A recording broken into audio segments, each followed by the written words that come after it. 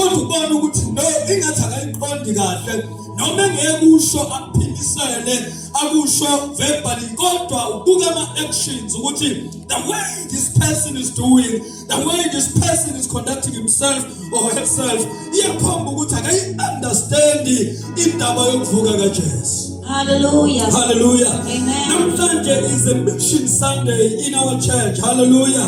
The Sunday la sithi khona sikhuthaza noma sigqugquzela ukuphuma, sigqugquzela i-outreach, sigqugquzela ukufinyelela noma ukufinyeleliswa kwevangeli kubantu. Hallelujah. Hallelujah. Ngoba ibandla angeke libe ibandla eliphelele if lingahambisani noma lingacomply ne-Great Commission. Hallelujah. Amen. Lasifunde khona namhlanje ukuthunywa okukhulu. It's a Great Commission. So silapha ukuthi asibhekarishe ama-aims e-Great Commission. In other words, uJesu usithumile. Hallelujah.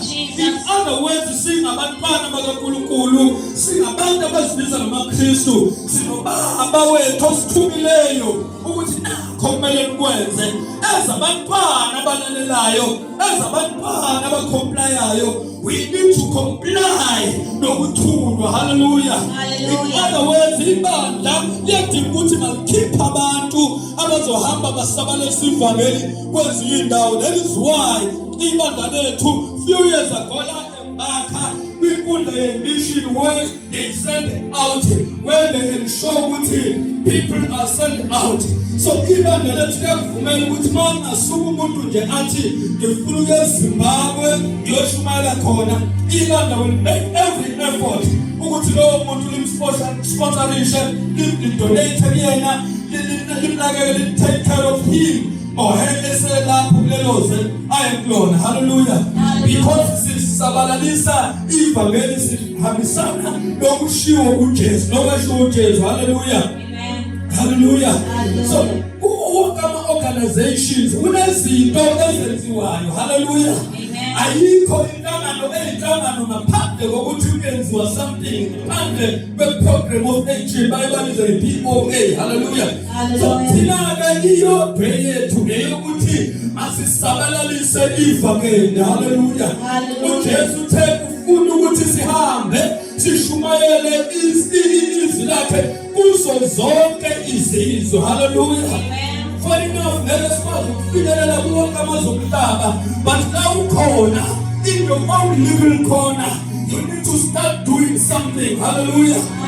Thina umuntu osebenza nabantu abawu-5, when did you talk about Jesus lawo bantu? Umuntu onamakhelwane abawu-3, abawu-4, inini lawo bakhuluma khona ngoJesu. Ngoba lokhu kusakalaliswa kwevangeli is not a mission yebandla, but a mission yethu sonke.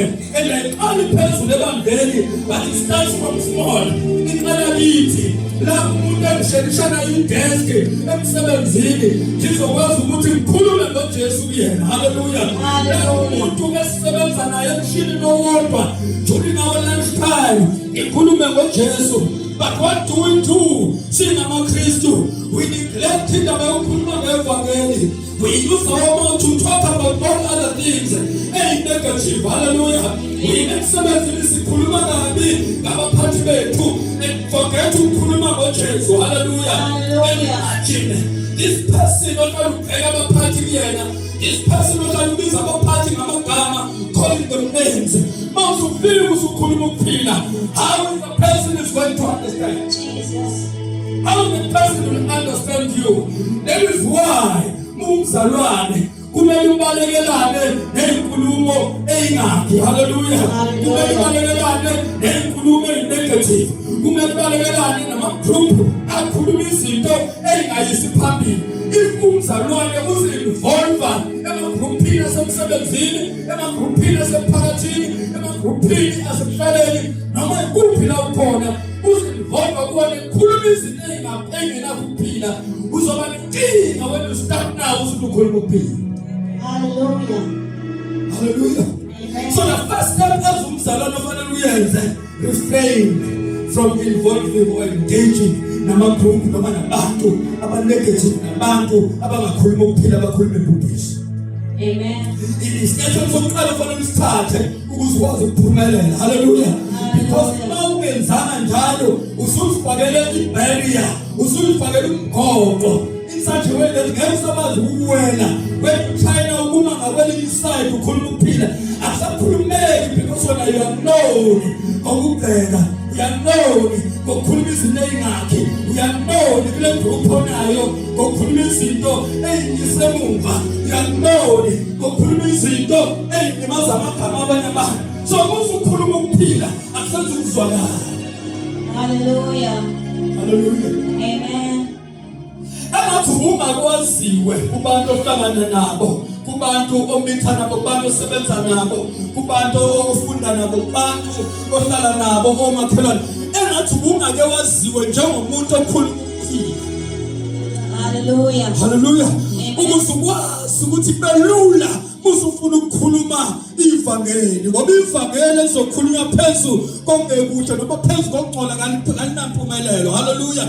Ivangeli lizokhulunywa phezulu kwesimo la kade ngayizolo, ukhuluma ukufa, lo muntu udlala ngaye ngeke akuzwe nokuzwa. Hallelujah. Hallelujah.